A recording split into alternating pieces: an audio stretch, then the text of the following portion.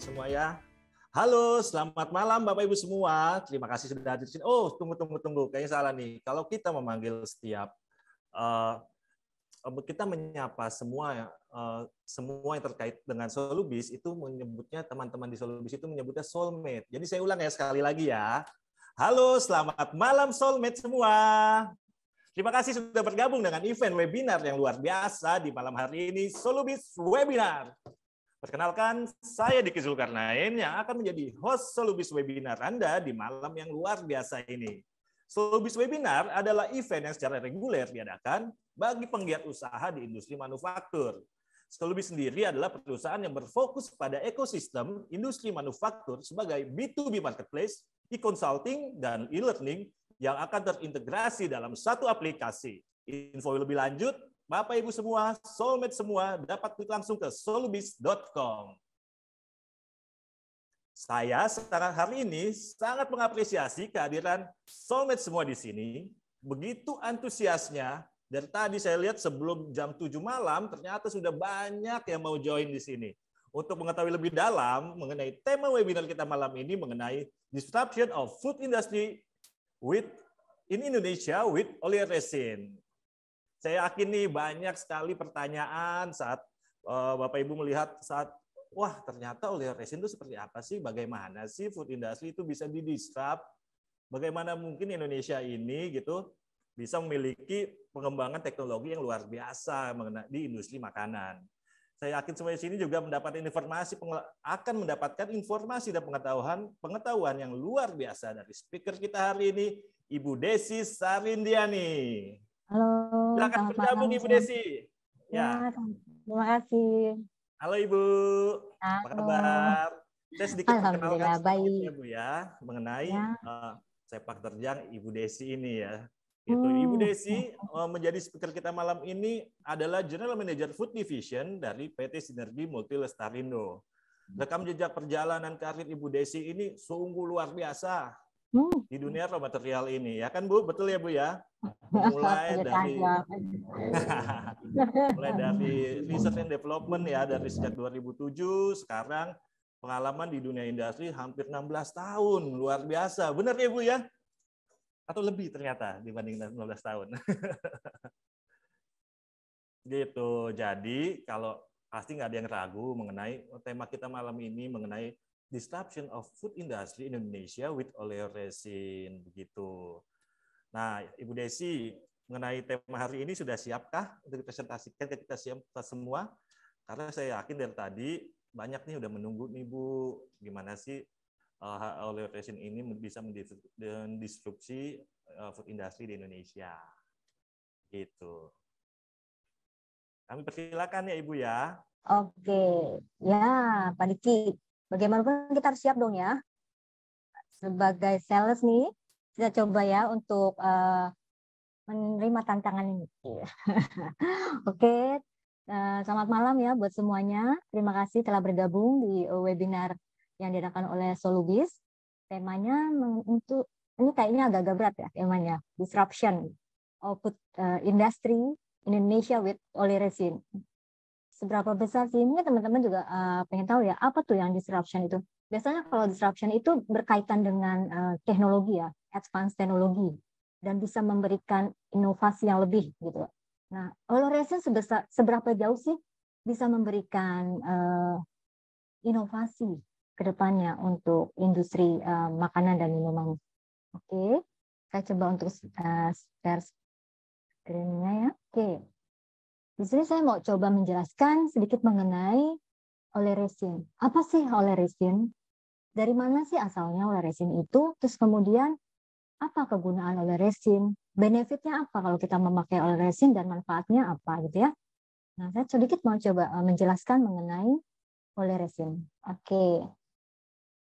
Di sini saya coba masuk ke dalam ranah spices ya. Karena memang oleoresin itu atau fungsi-fungsi dari si spice itu ada dua, yaitu spice yang bisa memberikan aroma dan juga bisa memberikan rasa. Ini untuk aroma-aroma. Jadi seperti yang kita tahu ada rempah-rempah atau kita sebut herb, Dan kemudian ada juga bumbu, spices. Jadi kategorinya bisa berdua. Kalau spices mungkin orang yang lebih mengenal untuk yang basah-basah atau tanaman aromatik yang kecenderungannya basah. Contohnya seperti cabai, serai gitu ya. Kemudian ada juga yang masuk ke rempah-rempah. Rempah-rempah ini biasanya yang kering-kering nih, seperti cengkeh, kepala, nutmeg, kemudian kapulaga dan sebagainya. Dan ternyata spice ini mempunyai fungsi. Fungsinya satu ada dia bisa memberikan aroma dan juga memberikan rasa. Nah, dari mana asalnya aroma itu? Ternyata aromanya itu berasal dari essential oil atau minyak atsiri. Jadi yang kita ketahui bahwa tanaman aromatik itu mempunyai kandungan minyak atsiri. Kemudian juga dia mengandung resin atau gum atau getah. Nah, dari mana asalnya? Biasanya getah itu bila daun atau batang yang mengalami perlukaan, nah dia akan mengeluarkan resin. Nah, ternyata resin itu yang akan memberikan rasa. Jadi di sini masuk ke dalam oleresin. Jadi oleresin itu apa sih? Jadi oleresin adalah bahan merupakan campuran dari minyak atsiri dan resin yang diperoleh dari tanaman aromatik yang menghasilkan aroma dan rasa yang diolah dengan cara ekstraksi dengan menggunakan pelarut organik. Oke ya, jadi kita tahu dulu mengenai oleresin. Jadi dengan oleresin itu kita dapat aroma dan rasa. Kemudian kita masuk. Jadi sebenarnya dari sini, nah ada fungsi dari indera kita yang dinamakan indera pengecap dan indera penciuman itu yang akan mentransfer apa yang kita rasa. Jadi kalau mungkin ini rasa-rasa dasar yang kita bisa rasakan tuh biasanya di lidah kita. Ada rasa manis, asin, asam gitu ya, pahit. Nah, itu sebenarnya juga ada sensasinya seperti itu yang kita sebut rasa. Kemudian ada juga aroma. Aroma yang kita bisa rasakan oleh indera penciuman kita. Itu yang biasanya yang dikeluarkan oleh tadi si tanaman aromatik tadi yang seperti serai. Kalau kita kupas atau kita lukai itu akan tercium aromanya dari si tanaman atau spices tadi. Ini yang kita mau coba menjelaskan mengenai oleresin tadi. Kemudian mengenai sensori produknya gimana? Oh, jadi ternyata di dunia makanan dan minuman atau di food ingredient sendiri ternyata ada gabungan antara aroma dan rasa itu menghasilkan cita rasa. Jadi cita rasa itu adalah kombinasi dari indera pengecap dan indera penciuman. Nanti kita akan lebih banyak ke arah cita rasa atau flavor tadi. Oke ya, terus kemudian lanjut. Nah, terus kemudian bahan-bahan apa atau spices apa atau herb apa yang bisa digunakan gitu ya. Jadi banyak, ada ajoain, basil, black pepper mungkin atau lada hitam, black cardamom, misalnya kapulaga, kemudian cabai, tadi ada kapsikum, kemudian ada cinnamon, kita coba lihat ada kayu manis, kemudian ada ketumbar. Jadi memang kita masih masuk ke dalam ranah-ranah mungkin kalau para wanita udah tahu ya di dapur ya kita banyak temukan bumbu-bumbu dapur karena dia memang bumbu yang mempunyai fungsi ya, banyak fungsinya dari bumbu-bumbu tersebut. Kemudian kita masuk nih, jadi yang tadi kita masuk dengan disruption, jadi intinya si spice tadi mempunyai value added, nilai tambah. Apa sih yang kita bisa dapatkan dari spices atau herb tadi? Oh, ternyata dengan adanya teknologi yang makin terus berkembang, nah kita bisa menarik zat aktif yang ada di spice ataupun herb tadi. Ada namanya essential oil atau minyak atsirinya sendiri, kemudian juga ada oleresin yang tadi sudah saya sampaikan, ada oleo, ada minyak atsiri dengan resinnya sendiri yang akan menghasilkan aroma dan rasa. Kemudian juga ada natural color. Nah, kenapa ada natural color? Ya karena tadi si spice tadi ada yang berwarna, mungkin contohnya seperti turmeric atau kita ini kunyit ya berwarna kuning. Nah, itu bisa merupakan produk-produk yang value added, yang ada nilai tambahnya yang bisa kita ambil. Kemudian ada juga dia juga bisa berfungsi sebagai antioksidan. Jadi memang untuk pengolahan di industri dan makanan ini jika kita berhubungan dengan minyak atau apa itu memang akan ada risiko untuk oksidasi ya. Nah, ternyata yang spice tadi ada berfungsi untuk sebagai antioksidan. Oke, kemudian juga untuk supercritical CO2 extract ini hanya teknologi pengolahannya saja, jadi tanpa menggunakan pelarut organik, tetapi dia menggunakan CO2, gas CO2, kemudian dengan tekanan tertentu akan menghasilkan minyak atsiri atau essential oil itu yang murni, ya. Nah, jelas ini berkaitan dengan harga ya untuk barang-barang tersebut. Kemudian ada lagi teknologi untuk menjadikan dia untuk lebih mudah diaplikasi, yaitu dengan encapsulated product atau spray dry. Jadi apa sih encapsulated product? Karena tadi berkaitan dengan minyak atsiri yang mudah menguap, jadi ada teknologi yang digunakan oleh prinsipal kami, Fintech. Dia membuat produk encapsulated, jadi dikapsulated atau diselaputi lah si essential oil atau oleh resin tersebut agar lebih tahan lama, tidak mudah menguap dan sebagainya. Kemudian ada juga mereka membuat bentuknya seperti granule and bitlet. Apa sih perbedaannya? Kalau granule itu lebih merata ya, bulat-bulatnya, bitlet itu lebih tidak merata. Dan aplikasinya kemana? Ini juga biasa kita sekarang suka lihat tuh ya kapsul-kapsul yang kapsulnya bening, terus kemudian ada kayak seperti telur-telur cicak gitu ya, kecil-kecil. Nah, itulah yang dikatakan granule ya. Terus kemudian juga ada bisa menambah lagi adalah dengan liquid seasoning. Nah, kita tahu bahwa seasoning itu merupakan sebuah bentuk ingredient yang ditambahkan berbagai macam kombinasi dari ingredient yang akan menghasilkan seasoning atau bumbu-bumbu dengan aneka ragam cita rasa. Nah, kita contoh kayak rendang itu campuran dari berbagai macam spice. Nah, Sintat membuat gabungan kombinasi dari si oleh resin tadi untuk memudahkan kita memakai atau para industri memakai produknya dengan membuat liquid seasoning. Kemudian juga ada yang tadi spice tadi ternyata bisa kita buat ground spice. Jadi yang halus kemudian raw, karena bagaimanapun juga untuk yang ground spice ini sangat dibutuhkan ya di industri makanan dan minuman, khususnya untuk seasoning house. Nah, saya mau coba ini juga menjelaskan mengenai piramida ya. Piramida mengenai flavor produk. Jadi gimana sih caranya? Jadi intinya kalau kita mau membuat satu produk, itu ada namanya base taste, rasa dasar. Rasa dasar yang akan dikecap oleh indera pengecap kita yang akan menghasilkan rasa tersendiri. Jadi yang kita bilang namanya base taste. Base taste-nya itu dari mana? Nah, base taste yang kita gunakan itu biasanya dari ground spice. Jadi kayak cabai, bubuk cabai atau ketumbar atau whole ketumbar itu yang kita ketumbar itu koriander kita haluskan, kemudian kita jadikan dia base untuk di produk-produk kita, karena bagaimanapun juga memang base itu sangat diperlukan untuk bisa menciptakan sensasi flavor atau cita rasa yang pada saat kita makan. Kemudian juga ada lagi namanya fortified ingredient. Jadi ingredientnya diperkaya ya.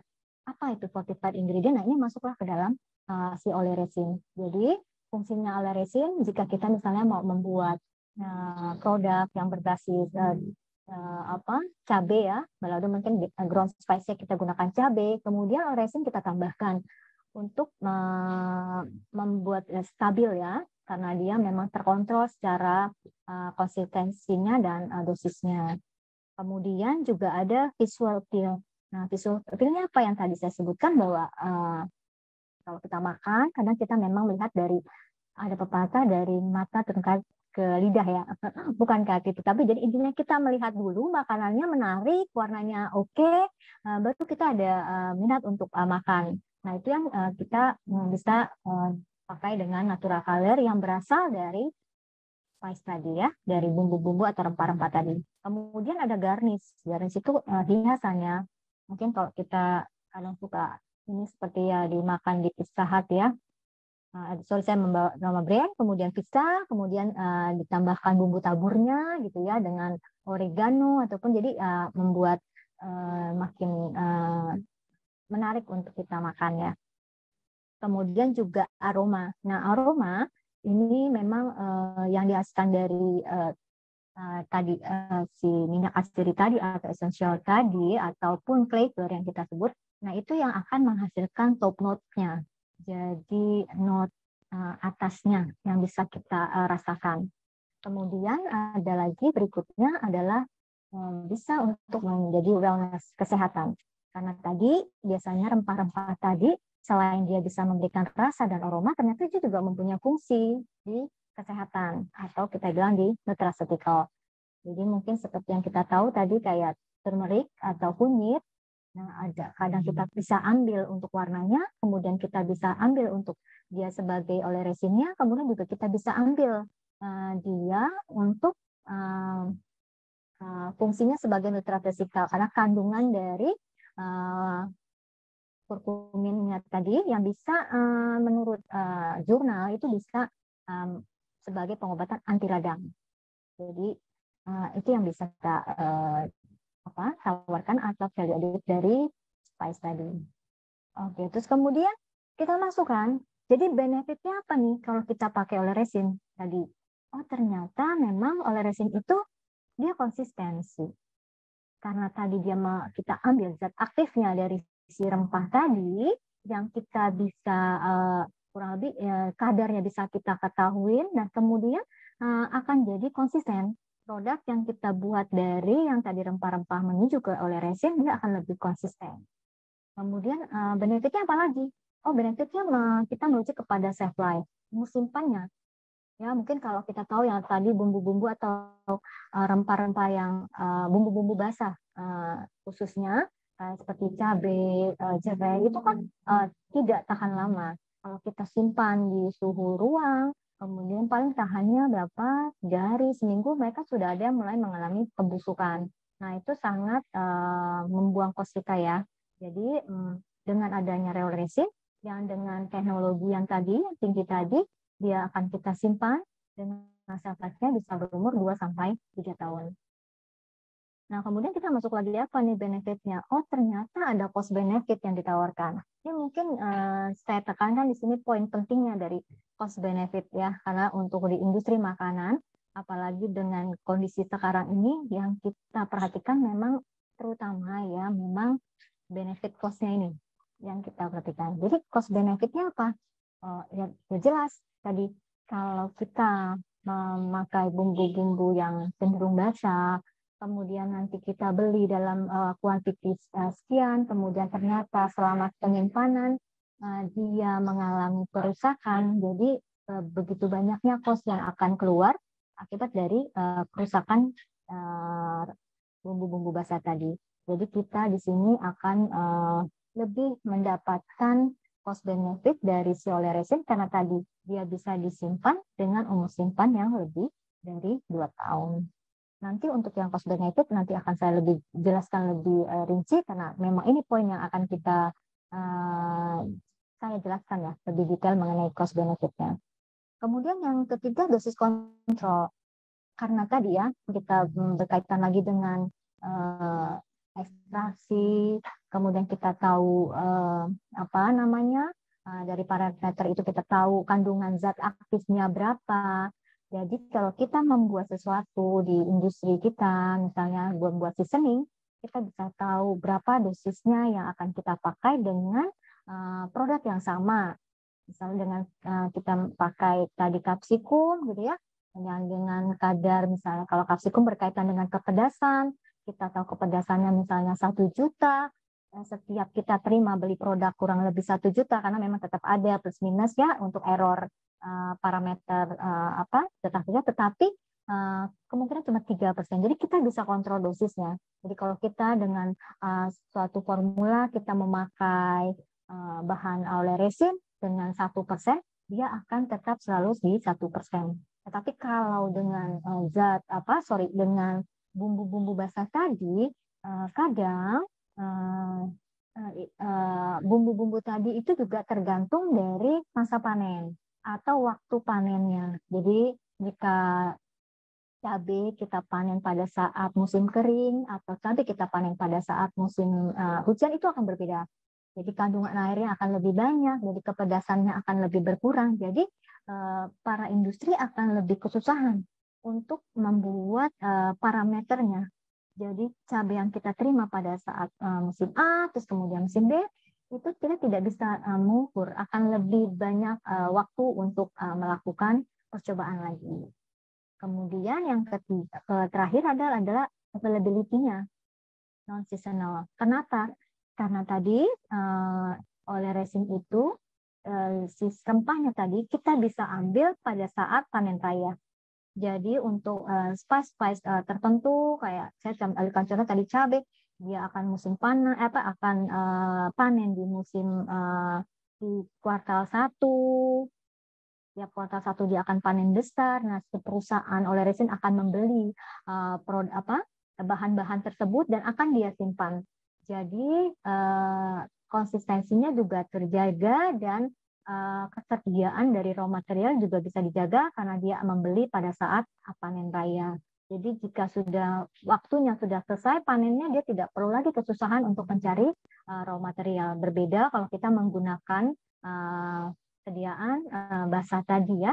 Jadi jika panen mungkin harganya murah, nanti setelah panen berapa bulan kemudian dia harganya akan naik dan susah juga untuk mencarinya. Itu dari benefit oleh resin. Kemudian kita masuk aplikasinya, untuk aplikasinya.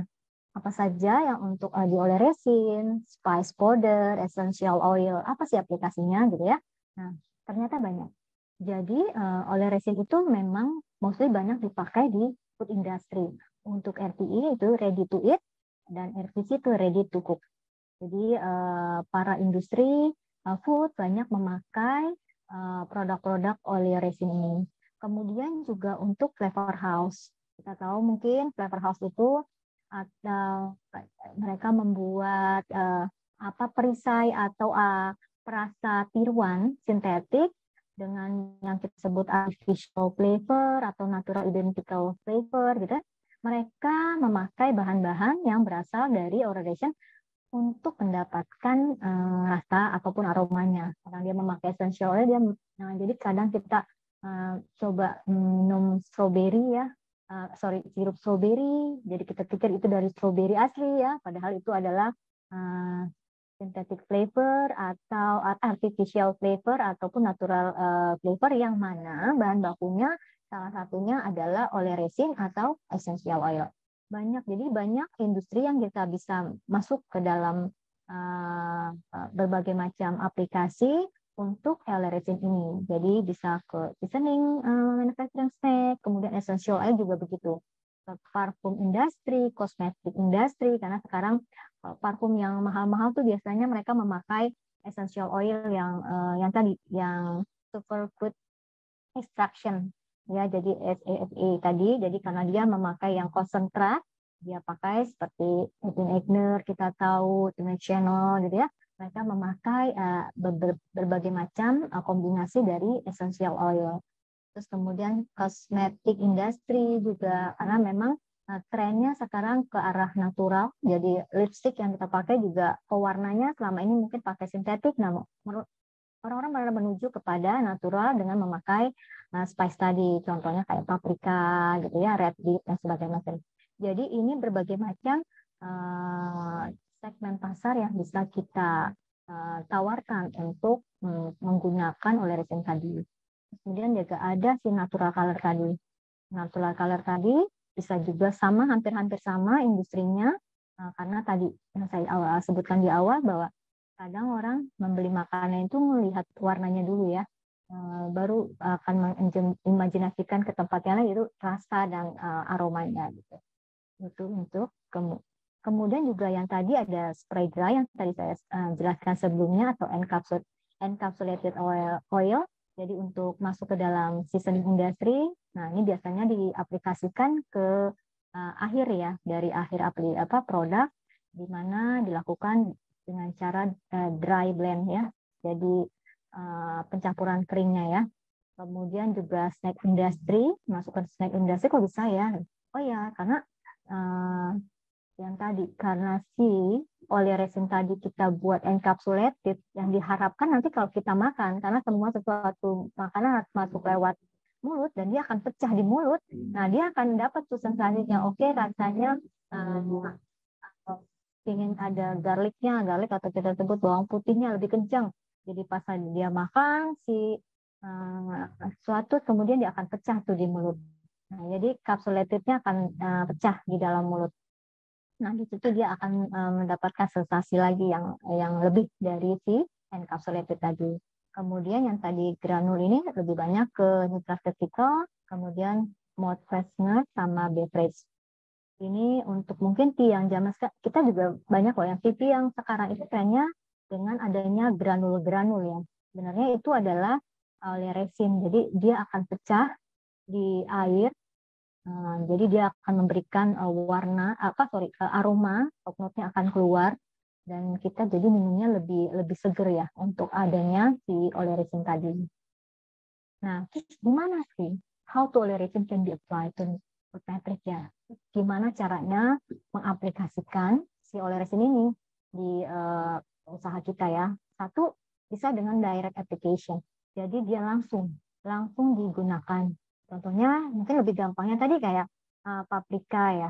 Paprika untuk pewarna, kemudian kita campurkan ke dalam campuran bahan-bahan, di mana tadi warna bahan-bahannya tadi mungkin warnanya putih karena dia ada fillernya pakai maltodextrin, kemudian pakai tepung dan sebagainya macam. Terus kemudian kita membuat seasoning balado misalnya. Nah, balado identiknya dengan merah, kan? Nah, kita pakailah pewarna merah dari si paprika ini. Jadi kita semuanya masuk ke dalam healthy food ya, ke dalam produk-produk yang sehat gitu ya, dengan memakai si paprika tadi. Terus kemudian juga bisa kita by coating on dry carriers. Jadi carriersnya apa gitu ya, kita di coating. Jadi di coating itu intinya dilapisi ke dalam bahan-bahan kering kita, karena bahan-bahan kering kita kan ada gula, garam, maltodextrin. Jadi si oleh resin, jadi kita tidak, karena kan pemakaian dosisnya kecil, kita bisa kontrol dosisnya seberapa yang kita inginkan. Kayak tadi kepedasannya seberapa besar kepedasan yang kita inginkan. Jadi kita bisa kontrol dosisnya dengan penggunaan yang sedikit, tetapi memberikan efek yang besar. Nah, jadi kita bisa karena jumlahnya sedikit, kuantitinya, nah kita bisa kita coating, kita lapisi ke dalam ingredients yang lain. Kemudian juga making emulsion with oleh resin and emulsifier. Jadi apa ya contohnya yang buat makanan yang ada emulsinya? Contohnya mayones. Mayones itu kan campuran antara minyak dan air. Nah, pelaku usaha industri itu dia menggunakan bahan untuk bisa mencampur antara air dan minyak itu menggunakan emulsifier. Nah, resin bisa dicampurkan ke dalam bahan tersebut. Contohnya apa sih untuk bikin mayones seperti mustard ya? Dia akan memberikan rasa yang berbeda ya, karena kalau kita membuat makan mayones itu ada rasa pedas dan rasa hangat, itu dia akan dari mustard oleh resin. Kemudian juga by coating on blend of ground spice. Nah, tadi saya bilang bahwa di piramid tadi, kita ingat lagi ya, di piramid tadi kita untuk mendapatkan base taste-nya atau rasa dasarnya, pelaku industri masih tetap menggunakan spice-nya. Nah, jadi penambahan tadi itu fortified ingredient tadi kita bisa blending di ground spice tadi. Jadi dicampur ke sana, misalnya cabai, kita pakai cabai kemudian kita tambahkan kapsikumnya oleh resin di cabainya lagi. Jadi kita blend lagi di sana, kita coating, intinya kita lapisin. Jadi untuk memudahkan pencampuran dengan bahan-bahan yang lain. Atau juga yang terakhir blending with seasoning blend. Jadi dengan bumbu-bumbu yang lain. Jadi ini sebenarnya teknik dari seorang R&D atau formulator untuk membuat produknya lebih mudah diaplikasikan. Kemudian kita masuk, kita masuk compounding of seasoning and flavoring. Jadi kita tahu memang ternyata pencampuran bumbu-bumbu dan rasa itu harus memiliki dia memang seorang seni ya. Ada skill-nya, keahlian yang kalau kita bilang itu seni memasak, gitu ya. Bagaimana kita bisa mencampurkan berbagai macam bumbu tadi yang punya karakter masing-masing, tetapi dia akan menghasilkan suatu produk yang bernilai jual tinggi. Terus kemudian juga pasti itu membutuhkan high level expertise-nya ya, terus kemudian practical experience-nya gitu kan. Dia mesti harus tahu market knowledge-nya, dan lagi-lagi pasti juga akan berhubungan dengan government regulation, karena sesuatu yang kita makan itu tetaplah ada regulasi yang ditetapkan oleh pemerintah kita, yaitu dari BPOM, untuk mengatur batasan-batasannya gitu ya. Berapa besar sih batasan yang boleh ditambahkan, terutama untuk zat aditif, bukan untuk bahan pangan, seperti oleh resin tadi ya.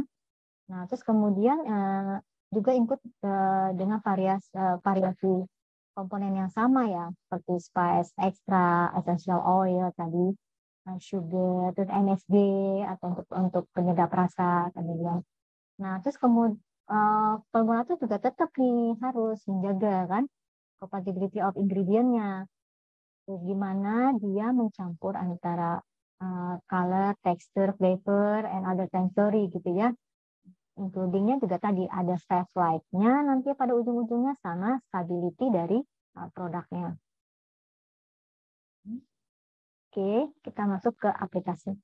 Oke, ini saya kasih contoh ya.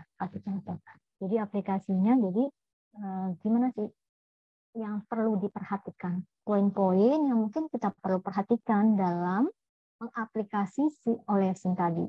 Jadi memang kita tadi tahu bahwa di depan bahwa ada seni mengolah produk, ada mempunyai keahlian tertentu. Nah, jadi kita harus tahu kapan waktu untuk berapa lama untuk waktu mixingnya, kemudian bagaimana teknik pencampurannya, kemudian waktu untuk pemasakannya, karena bagaimanapun juga oleresin merupakan bahan campuran dari alam, dari natural atau bio ingredient yang mana kekuatannya akan terbatas, tidak sama seperti sintetik ya.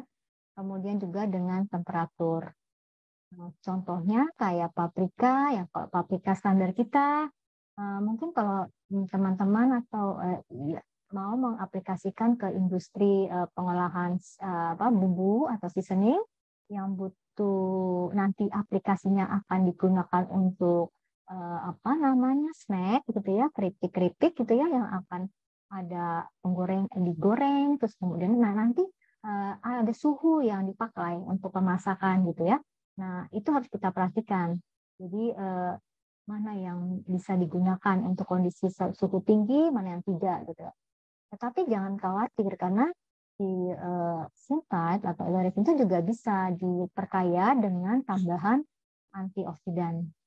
Jadi untuk mencegah oksidasi yang terjadi selama proses bersentuhan dengan temperatur atau sinar ya. Jadi kalau misalnya produknya akan kita taruh di tempat yang panas, itu kan akan ada kecenderungan untuk terkontaminasi dengan panas yang bisa menyebabkan pudarnya warna dari produk kita. Terus kemudian faktor-faktor yang sama pentingnya ya untuk pengembangan ini adalah satu untuk moisture level-nya, kelembapannya. Jadi kita juga harus tahu karena intinya apa? Semua spice, yang ground spice apalagi, makin lembab dia, makin mudah dia untuk berjamur, terkontaminasi oleh bakteri seperti itu ya. Jadi kita harus mengatur semua moisture level-nya. Kemudian juga kita harus tahu particle size-nya, ukuran partikelnya. Jadi kita kalau mau mencampur bahan-bahan A, B, dan C, nggak bisa satu partikelnya lebih besar dari yang lain. Jadi kita harus bisa samakan partikelnya agar lebih mudah tercampur satu dengan lainnya. Kemudian addition rate of oleresinnya juga, kemudian color originity-nya from the other ingredient, gitu kan. Kemudian ada rasionya, pencampur dari dry and liquidnya, itu semua adalah teknik-teknik yang diperlukan dalam pencampuran oleresin di produk kita. Nah, ini saya kasih contoh ya. Apa sih aplikasi apa yang bisa kita gunakan? Ini contohnya mungkin ayam goreng ya. Sekarang di Indonesia kan banyak tuh ya ayam goreng, baik yang kelas yang memang dari luar, brand luar, ataupun dari home industry, banyak membuat produk-produk yang untuk ayam goreng tadi, ayam Kentucky Fried Chicken. Sorry, saya maaf tidak boleh menyebutkan merek ya, untuk fried chicken tadi. Nah, spice apa yang biasa digunakan itu kan bumbu-bumbu apa ya, kita ingat aja bumbu-bumbu dapur, ada koriander, ketumbar, ada bawang putih gitu ya, kemudian ada lada seperti itu. Nah, ini salah satu yang bisa kita tawarkan untuk mereka merubah dari pemakai spice tadi, yang bumbu-bumbu basah tadi, kita coba untuk tawarkan masuk menggunakan si oleresin tadi. Kemudian juga bisa aplikasi ke saus-saus, mayones yang tadi saya sebutkan, kemudian barbecue saus. Barbecue saus itu banyak banget rempah-rempah yang dipakai. Nah, nanti kita bisa tawarkan dengan oleresin ataupun dengan liquid seasoning. Jadi kita punya namanya liquid seasoning blend. Jadi ada yang barbecue liquid seasoning. Jadi Sinta sudah membuat produk dengan kombinasi campuran dari oleresin tadi untuk apa? Untuk memudahkan pelaku industri menggunakan. Jadi tinggal menambahkan, misalnya mereka pemakai barbecue oleresin, kita tinggal tambahkan garam, terus penyedap rasa sesuai yang kita targetkan produk tersebut. Kemudian contohnya untuk di fried chicken. Oke, fried chicken kita memang lebih banyak memang dasarnya untuk ke yang oil base. Jadi kita sarankan untuk memakai oil soluble oleresin. Kemudian dosisnya kita lihat dosisnya sangat kecil sekali, 0,3 sampai 0,6%. Kemudian spice equivalentnya apa? Nah, kita lihat ya di sini. Oke. Yang tadi buat ayam goreng tadi ada ladanya, kemudian ada paprikanya. Kemudian kalau kita mau bikin ayam goreng pedas ada kapsikumnya. Jadi ada spice equivalentnya. Jadi ternyata Sinta menyediakan berbagai ragam SHU atau Scoville Heat Unit atau tingkat kepedasan yang berbeda-beda sesuai dengan aplikasi yang dibutuhkan oleh pelaku usaha. Contohnya tadi ada kita disebut kapsikum oleresin 500.000 SHU atau kita ekivalen dengan kadar kapsaisinnya 3,3 sampai 3,5% by UV method. Ya. Nah, di sini kemudian juga karena tadi si cabai tadi memberikan warna, jadi ada colornya yang dibawa oleh si spice tadi, ada color ya sekitaran 4.000 sampai 7.500 kalori ini. Nah, di sini dari spice equivalent ini kita lihat bahwa 1 kilo oleresin bisa menggantikan 33 kilo raw chili. Kebayang nggak? Tadi ada cost benefitnya, kemudian ada cara penyimpanannya. Jika kita membeli cabai mentah, kita taruh di gudang kita bertonton, kemudian nanti dia juga akan membusuk, gitu kan? Karena waktu lama. Atau kita beli dengan kondisi banyak, itu yang harganya berbeda-beda setiap minggu. Itu pasti akan membingungkan pelaku usaha. Tapi dengan membeli oleresin, memakai oleresin dengan membeli misalnya 1 pel 25 kilo, nah 1 kilo dari oleresin tadi bisa menggantikan 33 raw chili dengan tipe capsaicin 3,3%. Nah, kita punya nih kapsikum yang 3,3%, 6,6%, atau yang kita sebut 1 juta SAU, Scoville Heat Unit, ada yang 3 juta, 1,5, gitu kan. Sekarang lagi ngetren tuh ya, level 1 sampai level 30. Nah, tergantung customer. Oke, saya mau butik level 30, oke kita bisa provide untuk capsicum ya, 8 juta gitu. Pedas banget ya, itu sangat iritasi gitu ya. Tapi intinya, ada nggak yang pakai? Ada. Gitu. Jadi karena memang benefitnya yang dirasakan ada benefitnya apa yang tadi ke cost benefit yang tadi ya. Jadi ini contoh-contoh untuk spice equivalent yang kita bisa jelaskan. Kemudian juga ada olesin paprika.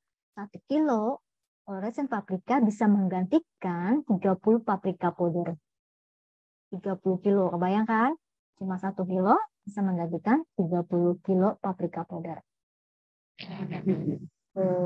Nah, ini saya kasih contoh sederhana ya. Nah, jadi kalau kita mau membuat curry blend, mungkin yang di sini kita ambil contoh sebenarnya dari India ya. Mungkin India banyak memakai curry, tapi di Indonesia juga sekarang ngetren tuh produk-produk yang berbasis curry ya. Vietnam curry, Indonesian curry, kemudian Malaysian curry, itu banyak. Jadi kita coba untuk target karinya aja. Jadi ternyata di dalam kari itu kalau kita membuat kari bumbu kari, ternyata banyak bahan yang kita gunakan kayak pepper lada, terusnya clove-nya, cengkehnya, gingernya, jahenya kita pakai, kardamom, itu kapulaga, cinnamon, juga kayu manis, koriander, red chili. Jadi ini kita membuat 1 ton bahan untuk produksi. Nah, kemudian benefitnya apa? Makanya dari titik poinnya cost benefit. Ini pasti semua juga pasti akan tertariknya di sini, cost benefit. Oke, dari kita masukkan ke curry blend 1. Jadi kita sebutkan semua ini curry blend 1. Targetnya curry blend without cardamom. Kita remove cardamom powdernya. Ini kan tadi yang kita pakai adalah yang raw tadi kan, yang basah-basah tadi atau yang berbentuk bubuk powder, kita ambil cardamomnya. Di sini kardamomnya itu adalah kita ganti dengan kardamom oleresin. Oke, tadi masih ingat ya yang di atas bahwa 1 kilo kardamom oleresin bisa menggantikan 50 kilo raw cardamom seed. Kebayang kan? 50 kilo. Jadi 1 kilo ini. Nah, terus kemudian gimana dong? Saya kan target saya tetap 1 ton. Nah, kita gantikan dengan filler. Filmnya kalau kita mau bikin bumbu kan bisa pakai tadi 1 bisa pakai si ground spice-nya, atau kita bisa ganti yang lebih murah lagi pakai maltodextrin gitu ya. Jadi nah berapa cost yang didapatkan, berapa cost yang bisa kita jadi ternyata harga kardamom itu bukan produk lokal ya. Kardamom ini memang tumbuh banyak di India. Kardamom lokal itu sekilo 450.000 sekilo. Kemudian dia menggunakan untuk membuat 1 ton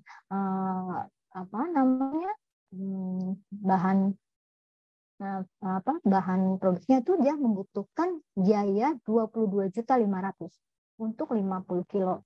Kemudian kita ganti dengan kardamom oleresin. Kardamom oleresin 1 kilonya 7 juta. Ini kurang lebih sekitaran 7 juta. Fillernya, kalau kita menggunakan filler-filler seperti maltodextrin di pasaran mungkin 10.000, 11.000 ya. Saya coba ambil angka 10.000, itu 490. Karena tadi fillernya cuma dipakai 49 kilo. Totalnya cuma 7.490. Jadi sepertiga cost yang kita keluarkan tadinya sepertiga atau 3 dari cost yang biasa kita gunakan untuk yang tadi raw itu bisa kita gantikan dengan oleresin. Jadi poinnya di sini apa? Jadi si pelaku industri otomatis akan lebih banyak diuntungkan jika dia memakai oleresin. Mungkin ini yang saya bisa jelaskan. Sekali lagi intinya produk kita banyak beragam.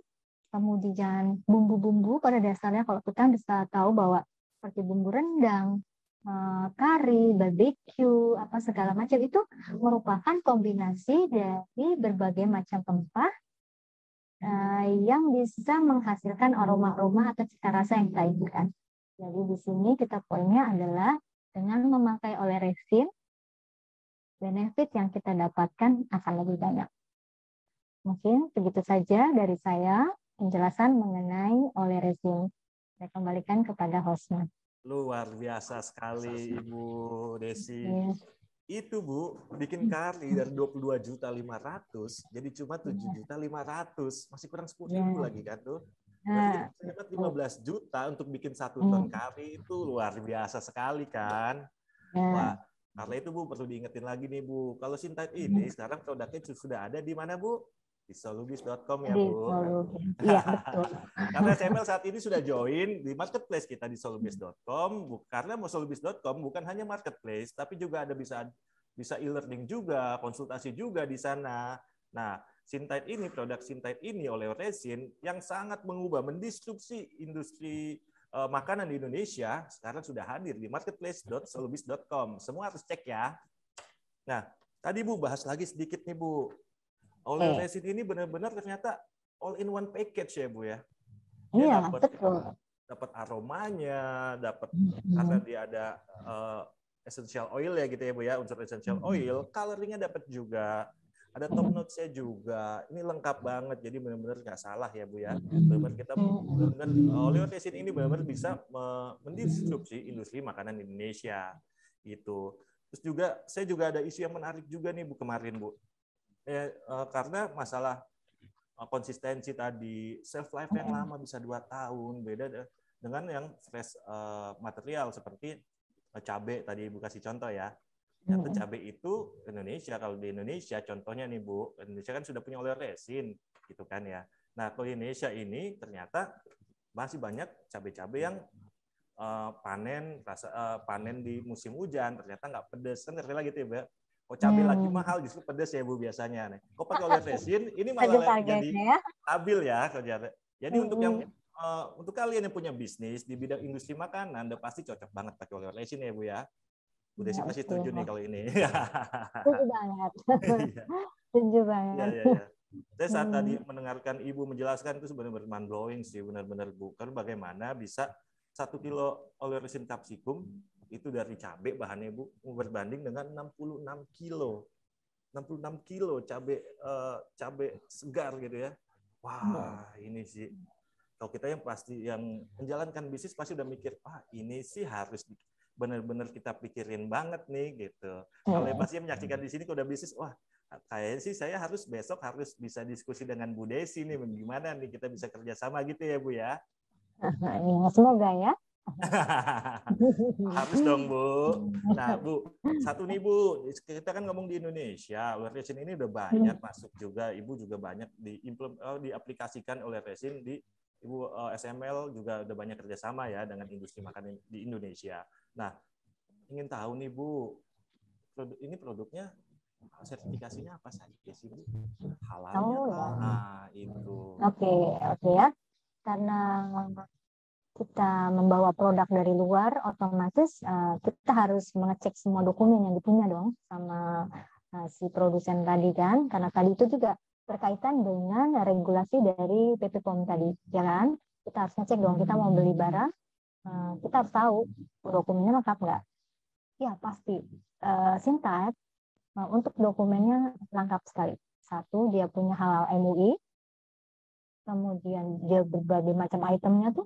Karena tadi apa? Karena dari berbagai macam rempah yang mereka ambil, nggak cuma dari India, tetapi mereka sumber dari raw material itu dari berbagai macam negara. Kemudian juga dia punya ISO, dia juga ada GMP, kemudian dia juga CCP, kemudian ada BRC. Jadi memang lengkap sekali untuk si Sintait ini. Jadi jangan khawatir sih untuk dokumen akan bisa mendukung ya semua kegiatan industri yang berkaitan dengan makanan dan minum. Luar biasa. Jadi yang hadir di sini itu ya, dengar semua ya, produk ini udah halal, semua sertifikasi lengkap, jangan khawatir.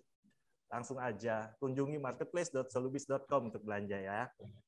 Itu Bu, sama satu lagi nih Bu. Oh ada pertanyaan. Oh ya untuk semuanya yang hadir di sini semuanya soulmate semua yang hadir di sini. Kalau ada pertanyaan silakan langsung chat aja ya. Nanti langsung disampaikan ke Ibu Desi. Nah kalau saya masih ada satu pertanyaan nih Bu sambil menunggu pertanyaan-pertanyaan dari soulmate yang lain. Nah kalau capsicum ini kan ada oleh resin ini kan ada sisi warnanya nih. Tapi benar nggak sih Bu? Kemarin saya dengar ada nggak sih oleh resin yang ternyata warnanya bisa ditarik, warnanya bisa bikin clear gitu Bu, bening. Benar nggak sih Bu bisa seperti itu? Nah itu tadi kan kita temanya disruption. Kita berkaitan dengan teknologi dong otomatis ya. Karena teknologi makin berkembang, jadi semua hal bisa dilakukan jika didukung dengan peralatan yang mumpuni ya sistemnya gitu ya. Jadi ternyata tadi itu jadi ada rekayasa intinya capsicum contohnya ya. Capsicum tadi ada warnanya kan, warna merah dari cilinya. Kemudian dia juga ada aromanya kan, aromanya tuh kayak langu-langu gitu ya. Terus kemudian ada rasanya, otomatis rasa dong pedas. Nah, customer jika memang membutuhkan hanya pedasnya saja tanpa membutuhkan warna, mungkin dia mau membuat balsam atau dia membuat cabai hijau, tapi dia tidak pakai cabai hijau, tapi dia memakai cabai yang super pedas, misalnya untungnya dalam skala misalnya 1 juta sampai 8 juta bisa menggunakan cabai teja gitu ya, atau dia menggunakan habanero segala macam ya cabai-cabai yang ada. Nah, dia tidak mau ada warnanya. Nah, bisa di coloring. Jadi diambil zat warnanya dengan teknologi tadi yang dipunyai oleh prinsipal kita. Jadi dia akan narik warnanya sesuai dengan kebutuhan dari customer-nya dan juga berkaitan dengan aplikasinya. Luar biasa sekali. Benar-benar ya Bu. Nah, Ibu, kita dapat satu pertanyaan nih dari peserta di hari ini dari Ibu Olivia. Iya. Pertanyaannya adalah dari semua jenis food ingredients yang ada, jenis apa yang paling stabil, Bu? Stabil ini dari sisi harga dan kualitas. Gitu. Nah, ini dia. Tadi ya, jadi intinya jika sesuatu bisa kita kontrol, intinya produksinya, panennya, gitu ya, tidak ada hama, gitu ya. Jadi otomatis yang bisa menghasilkan dalam jumlah yang besar. Misalnya kayak di India itu dia penghasil cabai, dia mensuplai 30% cabai di dunia, gitu ya. Kalau dia memproduksi dalam skala besar, otomatis dia bisa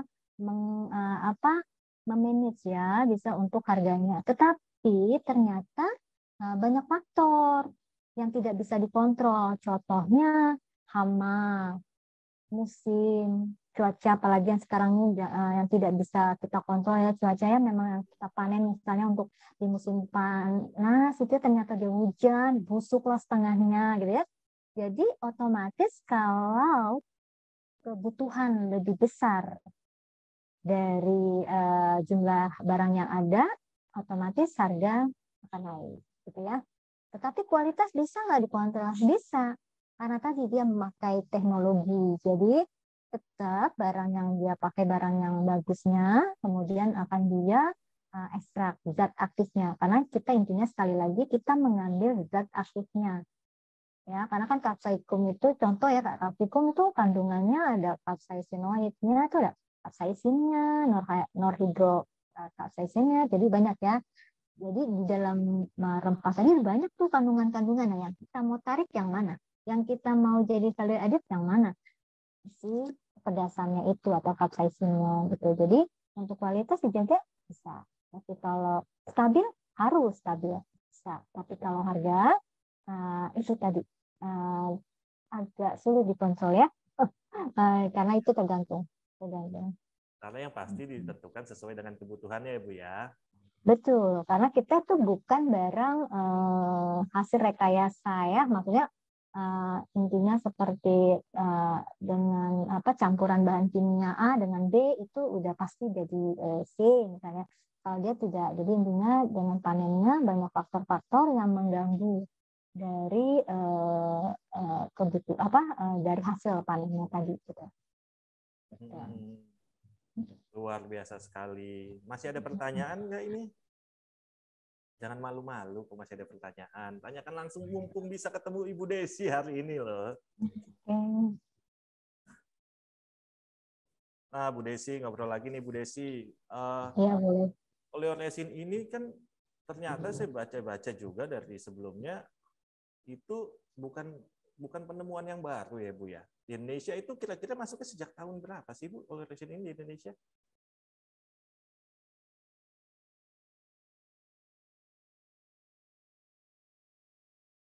Iya. Oke, sorry ya tadi. Jadi intinya gini, Sintait, untuk Sintait sendiri berdiri tahun 1972.